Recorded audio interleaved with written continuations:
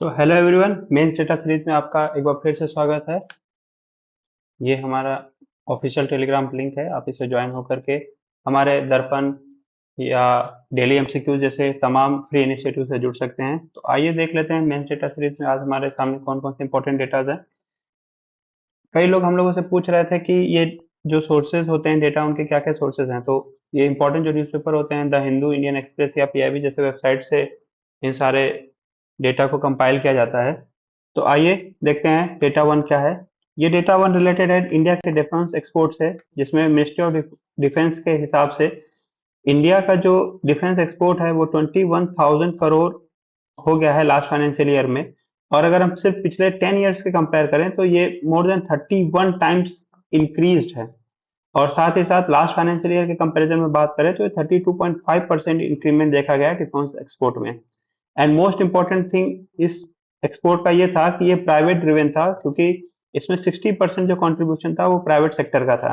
तो जब भी आपके सामने कोई इकोनॉमी, मेक इन इंडिया या आत्मनिर्भर भारत जैसे, या इवन कई बार फॉरेन रिलेशंस में भी ऐसे क्वेश्चन आते हैं, तो आप वहां पे जब डिफेंस की बात कर सकते हैं तो वहां पे आप इस डेटा को कोट कर सकते हैं और आपका आंसर काफी इनरिच लगेगा।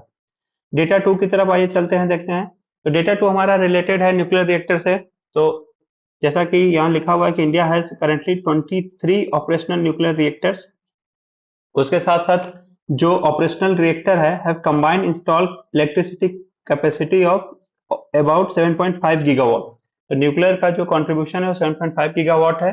और उसके साथ साथ ही the share of nuclear energy in the total electricity generation capacity is about 3.1%, which is lowest among the countries that do use nuclear energy। तो भले 7.5 गीगावाट का कंट्रीब्यूशन है न्यूक्लियर का इंडिया में, लेकिन जो लोग न्यूक्लियर पावर का यूज करके इलेक्ट्रिसिटी जनरेट करते हैं, इंडिया का उसमें बहुत कम है, एमंग द लोवेस्ट है। तो आप इसको कहाँ यूज कर सकते हैं? जब भी आपके सामने कोई क्लाइमेट चेंज रिलेटेड कोई क्वेश्चन आए, या कोई ऐसे हो आपका क्लाइमेट चेंज से रिलेटेड, या इवन जो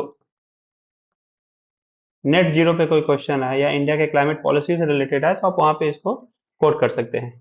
तीसरा हमारा डेटा है need for social waste management by NITI Aayog की एक रिपोर्ट आई थी सर्कुलर इकोनॉमी पे, जिसपे बताया गया है कि कैसे सोलर पावर के जनरेशन के साथ साथ जो एक वेस्ट जनरेट होता है उसको कैसे टैकल किया जाए। तो यहाँ पे लिखा हुआ है India install 66.7 gigawatt in financial year 23 and has generated about 100 kilotons of waste।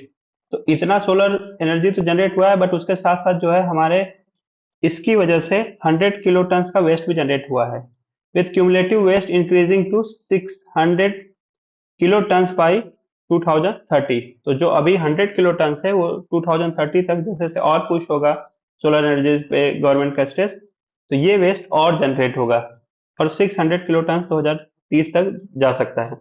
जब भी आपके सामने कोई वेस्ट मैनेजमेंट रिलेटेड कोई क्वेश्चन आए या नेट जीरो टारगेट जो इंडिया का 2070 पे है, तो वहां पे आप एक एज इश्यू में लिख सकते हैं कि सोलर पावर पे जनरेशन पे हम फोकस तो कर रहे हैं, लेकिन उसके साथ साथ हमको जो है सर्कुलर इकोनॉमी पे भी फोकस करना पड़ेगा और सोलर वेस्ट मैनेजमेंट पे भी काम करना पड़ेगा, और नीति आयोग की इस रिपोर्ट को आप कोट कर सकते हैं। तो thank you friends, data series में आज इतना ही। आई होप आप लोग को ये इनिशिएटिव अच्छा लगा हो। आप लोग लाइक, कमेंट और शेयर करिए अपने दोस्तों के साथ, और हमारे ऑफिशियल टेलीग्राम चैनल को ज्वाइन करना ना भूलें। Thank you very much.